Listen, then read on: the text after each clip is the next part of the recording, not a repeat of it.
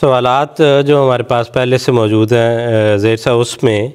یہ سوال ہمیں پوچھا ہے مغفور احمد صاحب نے ربوہ سے، دارالعلوم جنوبی سے۔ وہ کہتے ہیں کہ نماز میں صف بنانی کہاں سے شروع کرنی چاہیے؟ جب اگر تو اگلی صف میں جگہ ہو تو وہیں پہ سب سے پہلے اگلی صف کو فل کرنا چاہیے۔ عام طور پہ مساجد میں ایک بہت بڑی کمی جو نظر آتی ہے وہ یہ ہے کہ اگلی صف میں جگہ ہوتی ہے اور پیچھے ایک نئی صف بنا لی جاتی ہے۔ حضور صلی اللہ علیہ وسلم کا اس بارے میں بڑی تاکید ہے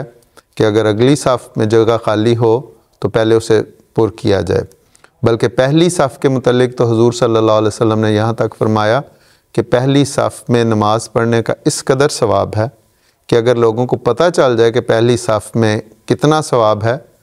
تو ان کا اس بارے میں جھگڑا ہو کہ ہر کوئی یہ چاہے کہ میں پہلی صف میں نماز پڑھوں، اور اس معاملے میں اگر انہیں قرعہ اندازی کرنی پڑے کہ کون مثلا 10 کی گنجائش ہے تو 50 لوگ چاہ رہے ہیں کہ وہ اس میں پڑھیں،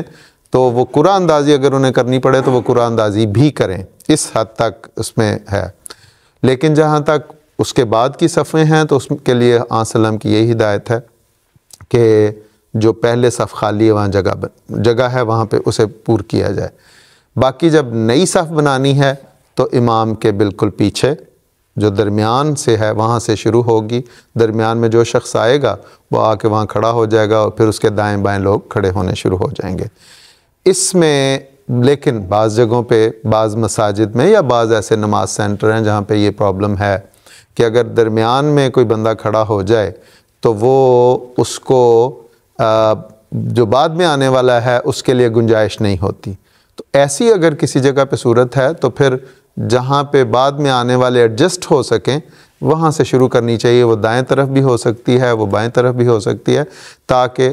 نئے آنے والوں کے لیے راستہ بلاک نہ ہو۔ لیکن اصل صورتحال یہی ہے، اصل ہدایت یہی ہے کہ درمیان سے شروع کیے جائے۔ جی ٹھیک ہے۔